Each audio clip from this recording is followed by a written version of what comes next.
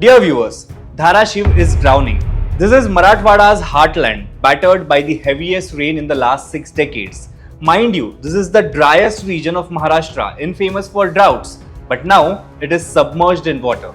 2 lakh farmers stare at fields that look more like oceans than farmland. Families cling to rooftops as water creeps higher, praying a rescue chopper will spot them before nightfall. And while people begged for food, drinking water, and dry ground, the district's top officials were dancing.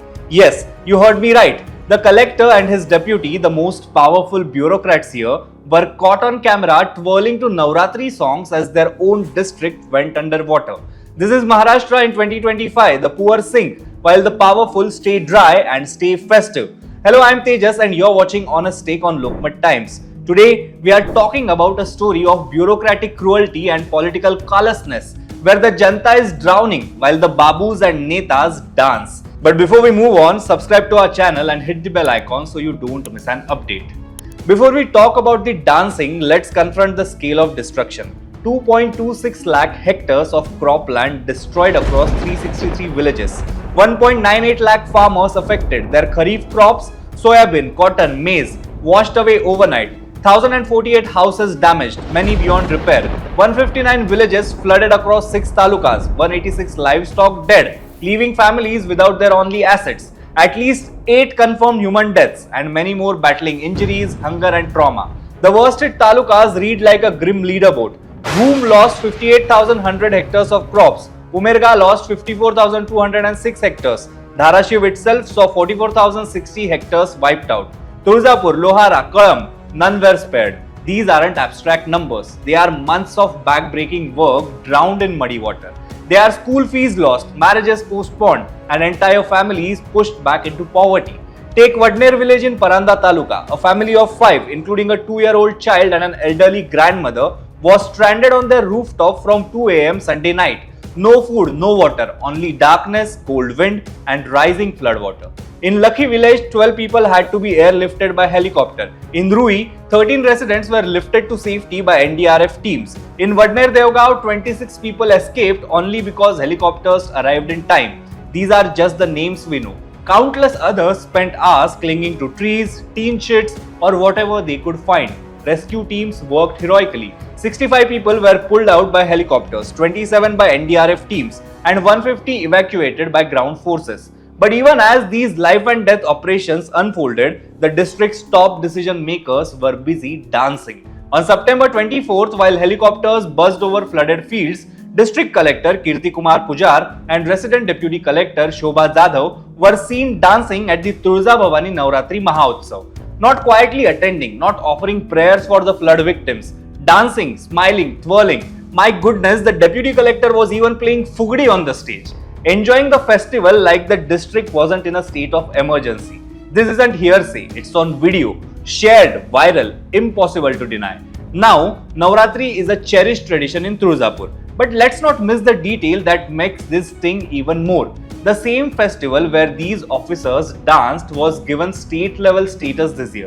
The state government reportedly spent Rs 8.5 crore on it, money that could have been funded boats, food kits, medicines, or even temporary shelters. On the very day Pujar and Jadhav were dancing, rescue operations were ongoing across multiple villages. Families were stranded on rooftops waving for help. Crops were still underwater, losses rising by the hour. While the district's collector was dancing, Shiv Sena UBT MP Omraje Nimbalkar was wading chest deep in floodwater. On September 22nd, 23rd, Nimbalkar joined NDRF teams to rescue a family trapped in Vadner. He has also been tagging along with the NDRF team, having lunches, sitting on the ground with them, and contributing in the rescue efforts. Think about the contrast. One elected representative from the opposition literally risking his life to save villagers. 2 unelected bureaucrats whose job is to coordinate exactly such rescues dancing at a government-backed festival.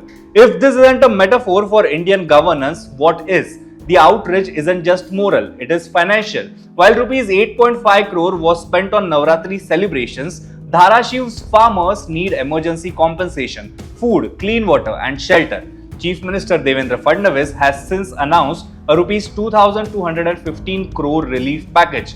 But ask anyone who has lived through a flood how long that money will take to actually reach the ground. Panchanamas, damage assessments are still ongoing. Paperwork is drowning while people are starving. How many more roofs would have stayed intact if a fraction of that festival budget had been diverted to strengthen embankments, repair tanks, or buy rescue equipment?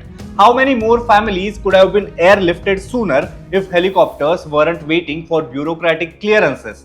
Floods are natural disasters, but disaster management is a human responsibility. The meteorological department issued warnings. The rains did not arrive without notice. Yet, Dharashiu's administration was underprepared. No adequate evacuation plans, no pre-positioned relief supplies, and no effective communication system. Villages in Bhoom and Paranda talukas were cut off for hours because basic radio systems failed. Instead of standing on command centers and coordinating rescue operations, the district's top brass chose to stand on a stage. Their priorities couldn't be clearer. If you thought bureaucrats were only once celebrating, think again. Enter Chitra Wagh, BJP MLC, state president of BJP's Mahila Morcha, and one of the ruling alliance's loudest voices. On the very same days Maharashtra's villages were drowning, Wagh was caught on camera dancing Garba at a festival in Wardha's Anji village. Dandiya sticks in hand, bright traditional attire, smiling ear to ear, all while her party, the BJP, runs the state government responsible for flood relief.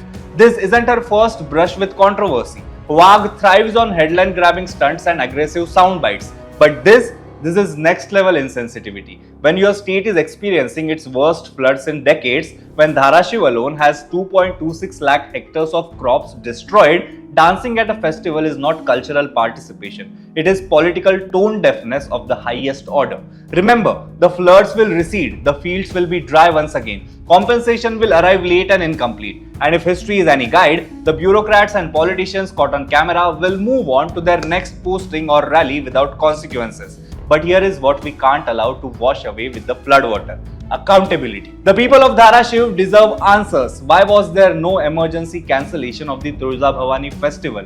Who approved the rupees 8.5 crores spent when lakhs of farmers faced ruin? Why weren't Collector Pujar and Deputy Jadhav suspended or at least removed from relief coordination? And why is the ruling BJP silent on Chitra Wagh's dance when their own voters are outraged? Here is the bitter truth. Natural disasters expose the character of those in power. In Dharashiv, it exposed a government more interested in keeping the beat of a dhol than beating back a flood. It showed bureaucrats who prefer the spotlight of a stage to the mud of a rescue site, and it showed politicians who treat empathy as optional. The people of Maharashtra are drowning not just in water but in betrayal. Until we demand real accountability, until we stop forgiving and forgetting, the next flood will bring the same tragedy, the same dancing, and the same excuses. This is not just a flood story. This is a story of power without responsibility. And if we don't call it out now, we deserve every drop of next deluge. This was your honest take for the day with me, Tejas. Until next time, stay sharp, stay curious, and never stop asking tough questions.